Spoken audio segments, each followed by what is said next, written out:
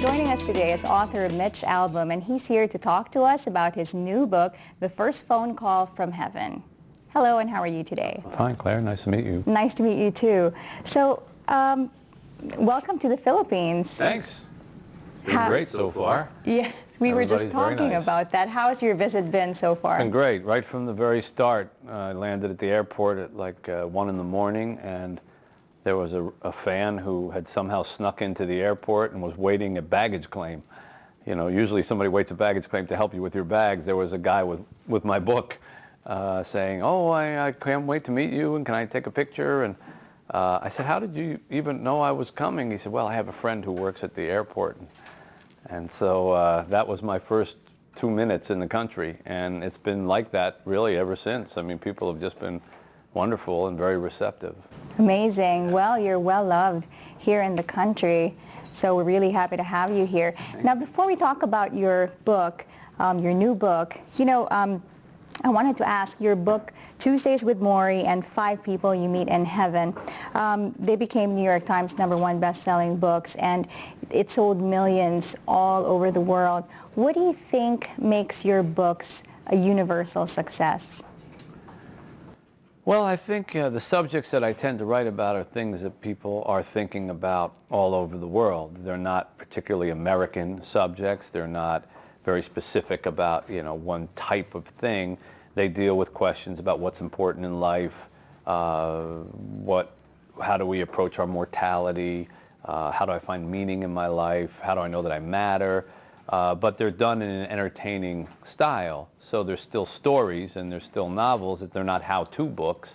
And I guess that's somewhat unique. I mean, there's not a lot of people doing that, so maybe that's why people read them. Okay, and this book in particular, what's it about?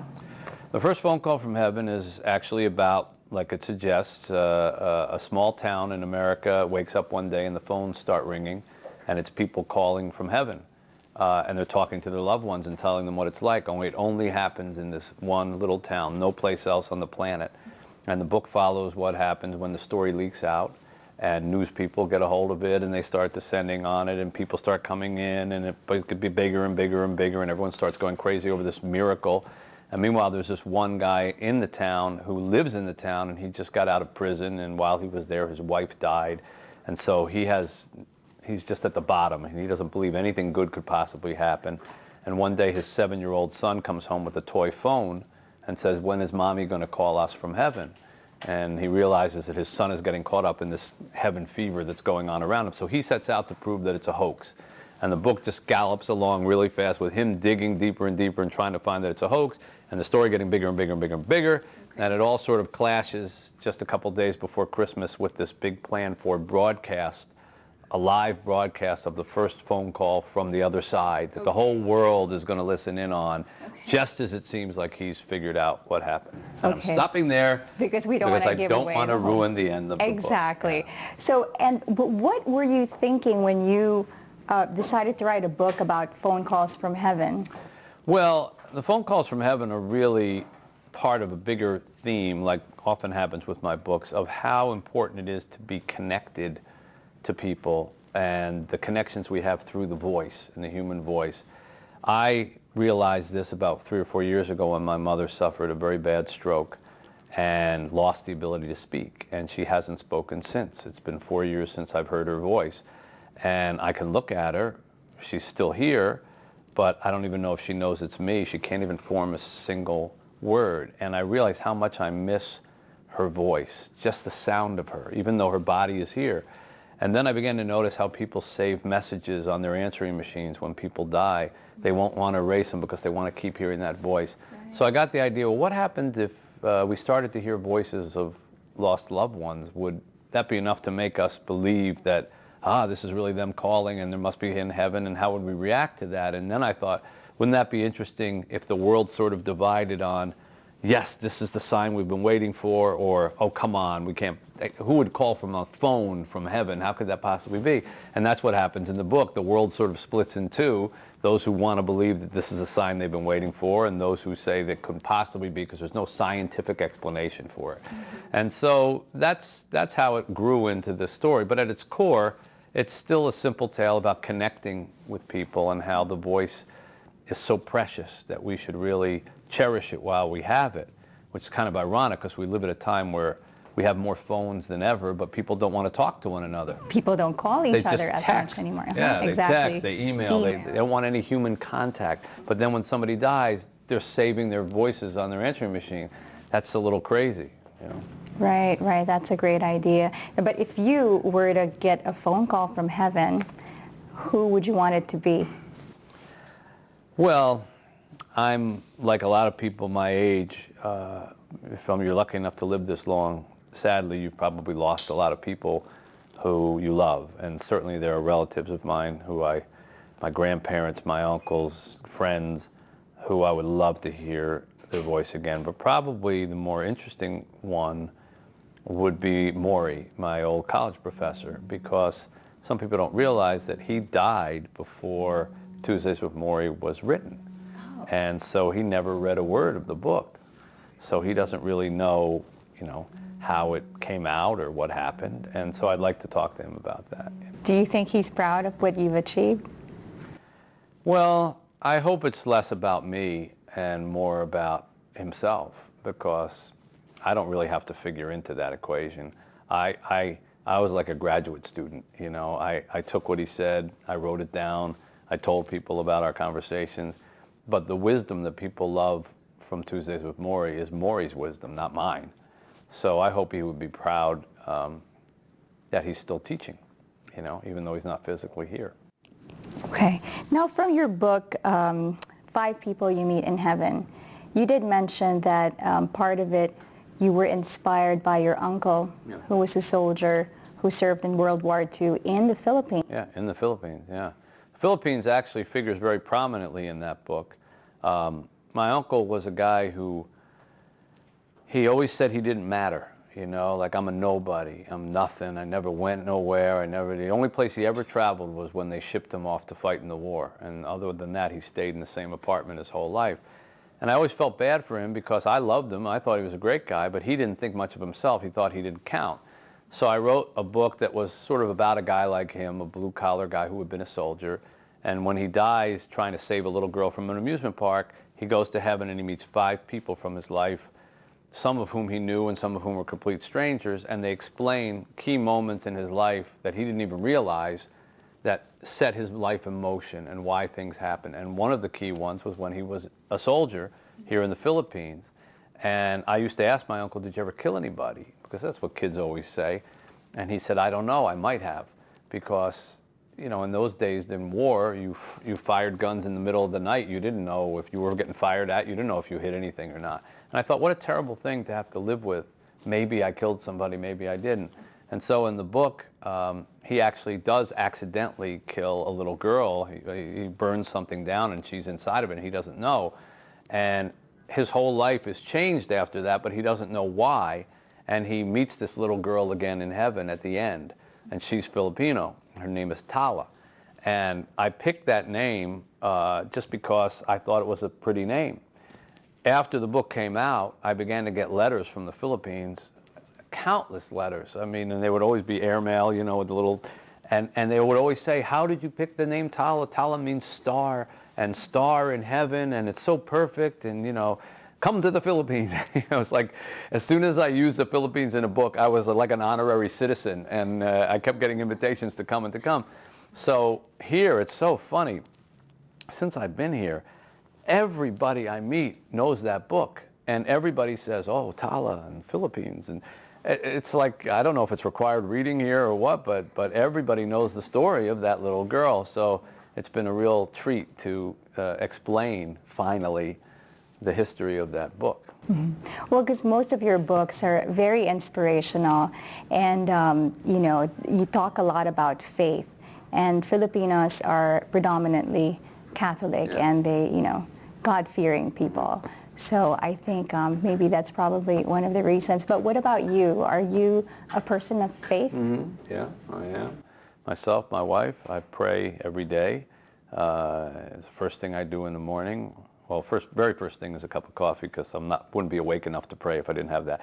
And then I pray, and I always am grateful to God for what I've been given and these opportunities I've been given. And even here, you know, we look out the window and we say, you know, thank you for bringing us to the Philippines. We never would have gotten here, never would have imagined that we would be here. And, you know, I try to convey a belief in my books of a world that has purpose and is watched over by something a little bigger than us.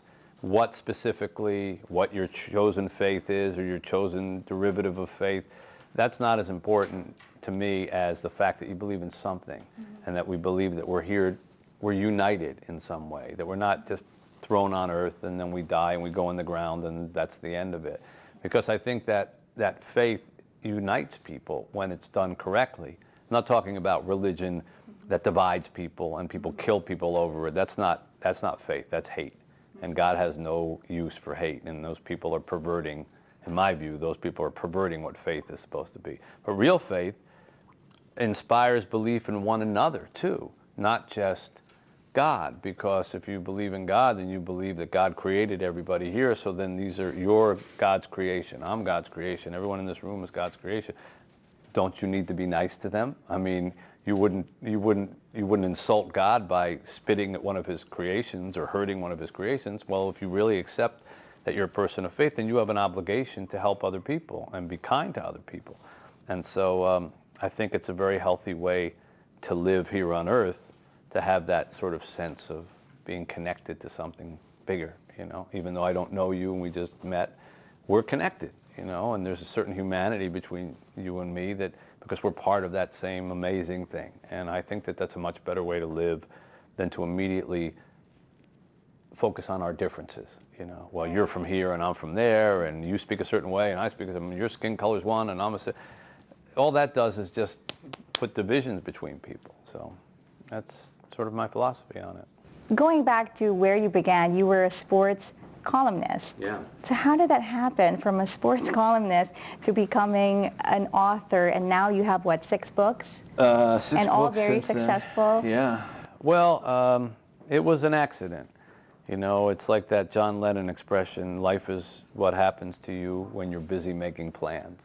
And my plan was to be a sports writer and be as successful as I possibly could, and I was doing very well, and I just wanted to work. I was on TV, I was on the radio, I was in the newspapers, I worked 1,000 hours a week, I got a lot of awards, I was really on my way up. And then I happened to see a TV program and find out that my old professor, Maury Schwartz, was dying from a terrible disease called ALS. And on the last day of school that we had 16 years earlier, I promised him that I would stay in touch with him. And then I broke that promise. From that day till 16 years later, I never even called him. And all of a sudden, I see he's dying. And so I promised that I would make one phone call to him. I thought that would be it. I called him, and he was so sweet on the phone, and he remembered me so well, and he asked me to come visit him. So I said, all right, I'll come visit you once.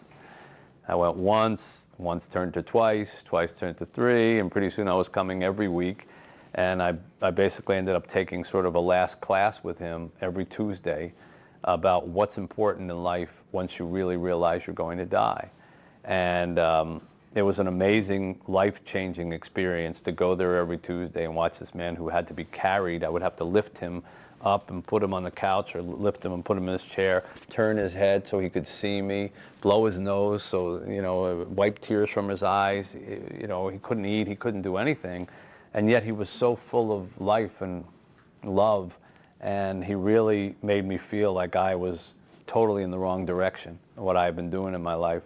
And at some point during our visits, I learned that he was in debt greatly for his medical bills, and that he feared that once he died, then his family was going to suffer even more because they're going to have to sell the house to pay his bills and everything. And so I got an idea that maybe I could write a book to help him pay his bills, because that's all I knew how to do. And I went around to some publishers in New York without telling him, and most of them said no. Most of them said, you're a sports writer. You can't write that. That's boring. It's depressing. It's about death. Go away. And you know, but I stayed with it because I thought it was important, and I found one publisher 3 weeks before he died to agree to do it. They gave us the money, and I gave it to him, and he paid off his bills before he died. And then I wrote the book, and I was planning on going back on being a sports writer. I just did it, like this was one little thing, and that book became an international phenomenon. And I mean, 4 years later, it was still #1 on the New York Times bestsellers list, and I've never figured that out. But it changed my life, because instead of now people coming and talking to me about sports, people were coming and talking to me about losing their loved ones or the meaning of life or death and dying, and that started to become my focus and put me on the path where I am now. And that's where it all began. That's it. And now you're on your number 6 book. Yeah, 6, heading towards 7. Yeah, so what's next? So that's what's next now? What's the next project you have in mind? Well, this one's still pretty new, and we're going to make a film out of this. I think we're going to do a feature film. It'll be on the big screen, so hopefully that'll come over here when it's done. And then I'm starting work on another book about a musician. My first love was always music, and I was actually better at music than writing, but I couldn't really make a living at it. And so finally, after all these years, I'm going to write a book that follows a musician who's kind of sort of got a guitar that has magical effects on everybody who he plays, and he keeps joining all these different bands. And the book actually starts at his funeral, when all the members of the different bands get together and meet each other for the first time, and they start telling stories about him, and they realize that he had this effect on this band, and this effect on this band, and this effect on this band, all the way through, and nobody knew it. And it's a bit of a metaphor for all the different bands that we join in our lives. Most people are kind of musicians with their own life. You have your family when you grow up, that's your first band, and then your schoolmates, and that's your second band, and then maybe you get married and that's your third. Then you have your workmates, and that's your fourth, and then of course you break up. Like bands break up, or you quit your job, or you get divorced, or now you're in another band. And every band has groups of people that you affect, and you kind of move between them all, and that's what musicians do their whole lives. And that's what I did when I was a musician. I was in this band, then I was in this band, then I was in this band, and this band. So move on from one group to another, but you still have an effect. And so I'm sort of using music as a backdrop for how we were all kind of connected through our own little bands. So I'm very excited about doing that, because I get to write about something that I really know. I don't have to research it the same way. I know it, I feel it, and I'm very passionate about music. So that'll be a couple years down the pike. Maybe I can come back to the Philippines if they want me to come. I'll see how the libraries are doing. Yeah.